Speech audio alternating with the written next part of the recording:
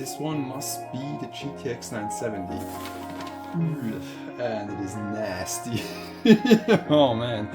Looks like they're like... And also, this is giving me much hope. The card looks like underneath here, and yeah. Next step will be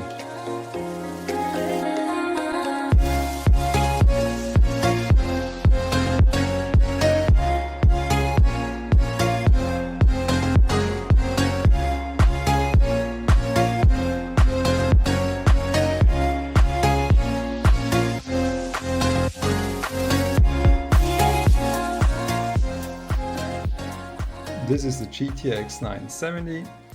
In my case, I am using the Gigabyte WindForce 3 OC edition, and as stated, it has 4 gigabytes of GDDR5 memory that can be seen on by these 4 modules.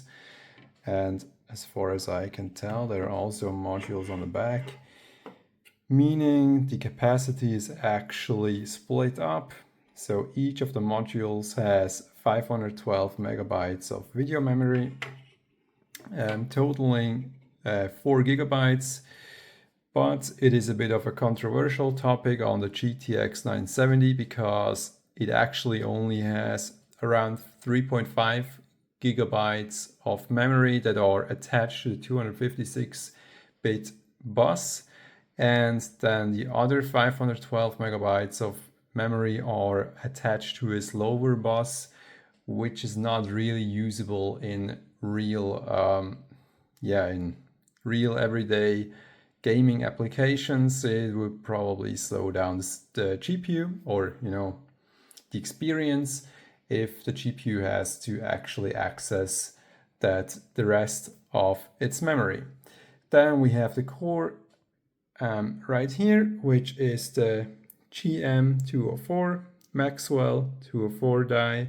It has 1,664 cores, 104 TMUs, and 56 ROPs. This was basically the second fastest GPU in the Maxwell range up until when the 980 Ti and the Titan came out. So this is the 970, then there was also the 980, and yeah, they are based around the same core as far as I can tell. Yeah, I just had to double check. Yes, actually the GM204, the die was used on the 982, so they are sharing the die, but this one is cut down. And yeah, that's basically the 970. We have got the GTX 970 running on my test bench, and I am running it slightly overclocked. I am having plus 100 megahertz on the core and plus 400 megahertz on the memory, which might help us a little bit in our benchmarks. So first up, I will run Fortnite just as the benchmark for, let's call it, most casual gamers are probably going towards Fortnite, and it makes sense to check out this game. And next to that, I will also run GTA 5 Enhanced Edition, and then as the worst case scenario, Stalker 2. So you actually get a good overview on the performance of this card in games, in today's games, and in the most popular or demanding games. I don't want to go through too many benchmarks because in my opinion this should give us a good enough overview on this card, on whether it is performant enough to do casual gaming, which would be GTA 5 Enhanced Edition, or competitive esports games like Fortnite, or graphically very demanding games that are based on Unreal Engine 5, as seen in Stalker 2. So we'll first start with Fortnite. These are the settings we are running it at. We are in performance mode, 1080p, and using mostly high settings, viewing distance on far, textures on high, and the rest of it is either off. I mean, it will only be 3D mesh. And we do have NVIDIA Reflex low latency on, and yeah, that's basically it. and we are going to jump into an OG map because that's the only thing I really play on Fortnite.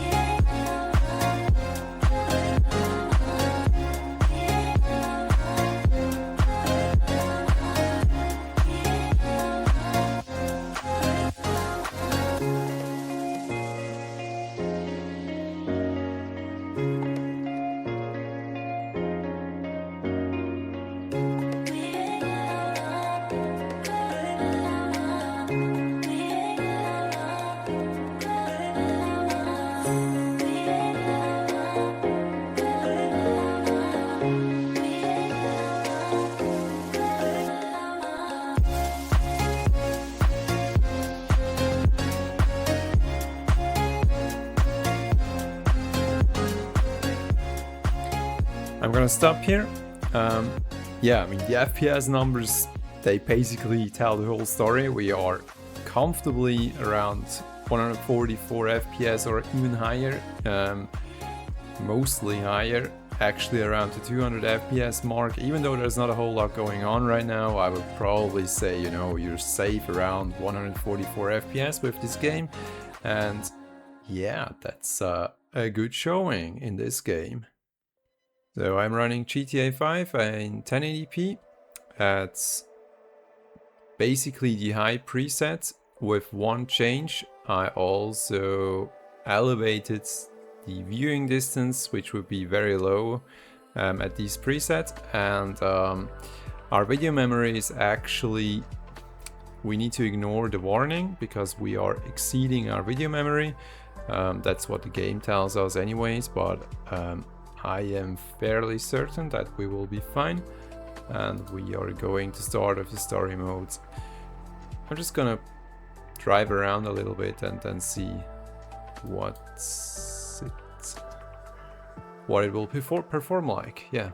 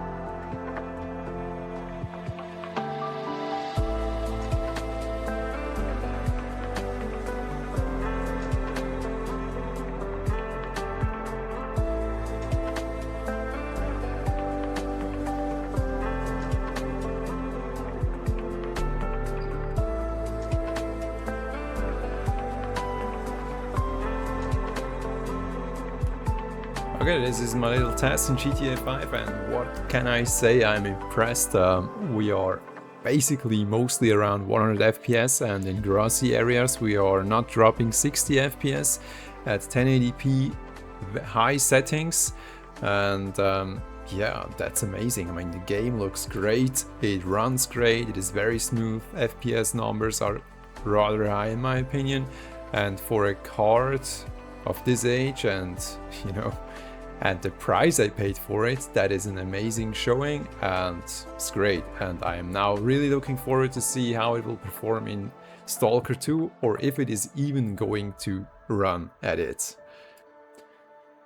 Okay, we are in Stalker 2. I am amazed that we actually even made it into the game. I skipped the shader compilation part, which might hurt me, but it would have taken way too much time to get all the shaders compilated. And I am running it at all low settings, FSR 3.1 at quality, and FSR frame gen is activated. And these are the settings.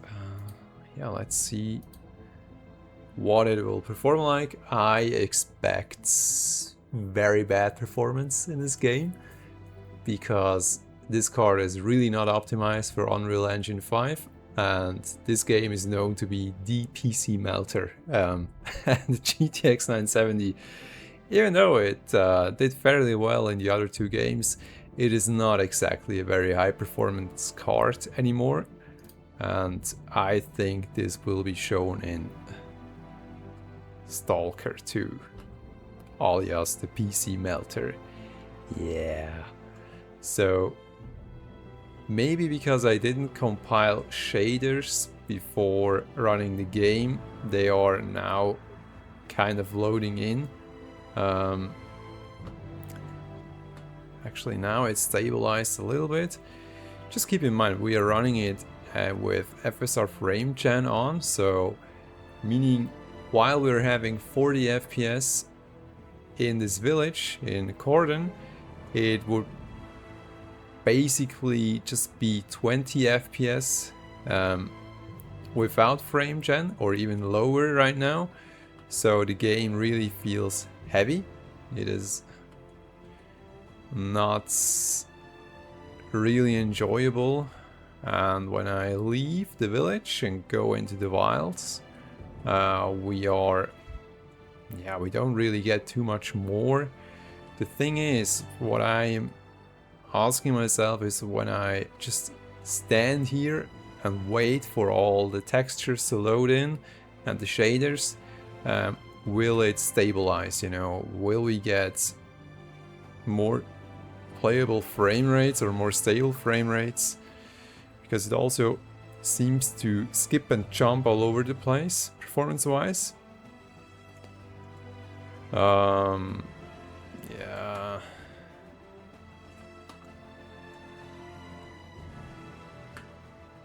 No, that just isn't a great showing. This is basically what I expected. I am surprised it even started, but yeah, performance-wise, this is really bad. It is having a rough time with Unreal Engine 5, which I expected. So the GTX 970 in 2026 is probably a card that you are most likely going to use for casual gaming, esports titles.